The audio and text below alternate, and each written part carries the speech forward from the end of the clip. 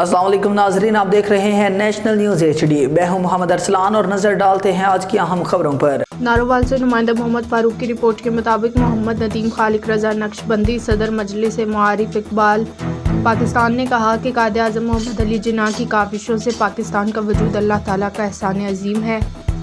قائد اعظم محمد علی جناح کے سنہرے اصولوں کو اپنا کر پاکستان کو ترقی کی جانب گامزن کیا جا سکتا ہے۔